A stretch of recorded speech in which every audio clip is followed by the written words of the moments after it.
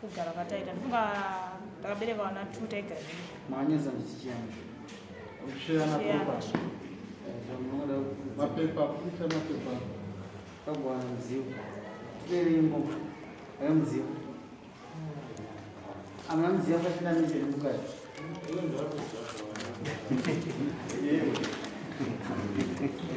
kuritaka mapepa amai vari kuburitsa mapepa avo akanyora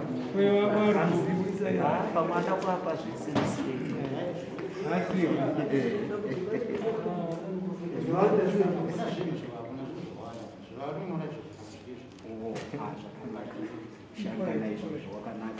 maigara kuvamai kudarwe kumba kudarwe pamusha panawo manyisa afene rumuzimba andinokwidzu makarambana kufunga baba wasapoti cheshe wanga wasingasapoti makarambana here kurambana takarambana asi bhubhura harina kubvira tapanana zviriyo saka takurambangira ipapo makurambana mambo anenge aita zvisiri makwana kunamefara indobva ndatanga kugoa zvinhu zvavanhu azviiti mauya nani amuninayi kuendane kupanana kukuru muna kurambana ngadzvawo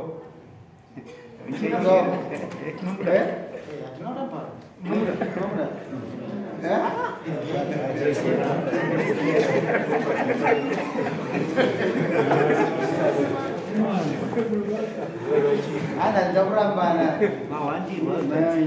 saka kana mwoyo nyoma utifungidzira zvimwe zvinhu murume ati ndokudai ndisafisiya kuti kuonei mukomana iya mukadzi mumurera murume wakono nesa kumagara asha ndaita yacho ndo yanosvipa yandipa ndisvike mudare muno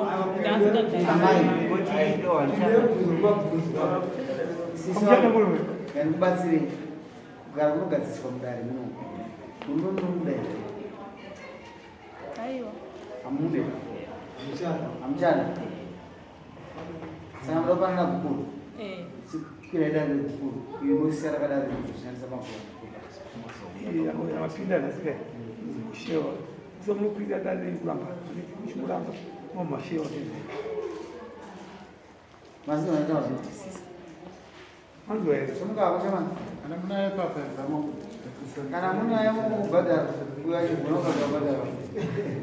mamuramba munoshewa paada kuramba ziva mutemo mukazikuru urisai mari amai mumudzi zvamuorambira akakushaya saka ndikadzoka kuzoshera iwe chendora zirei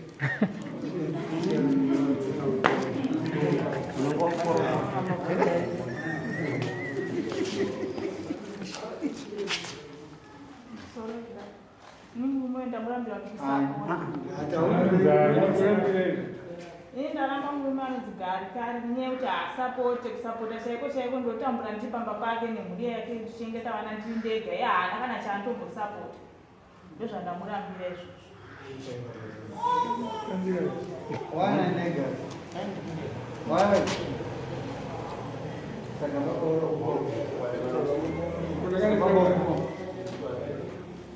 unashambulia wana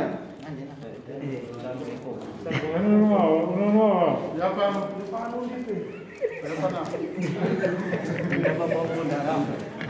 kupfugamapo kuti mabandara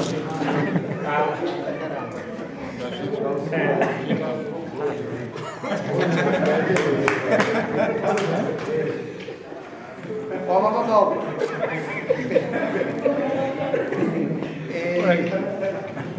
zvapo ndizvokutika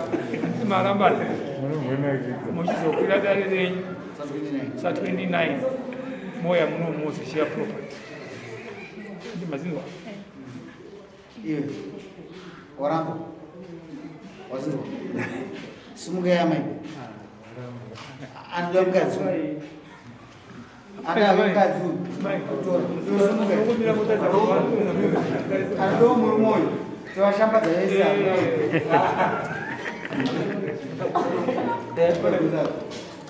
Zonyora pabeka kuti chino chicha. Ayo, iwe ngononyora zvako. Nyora zvako.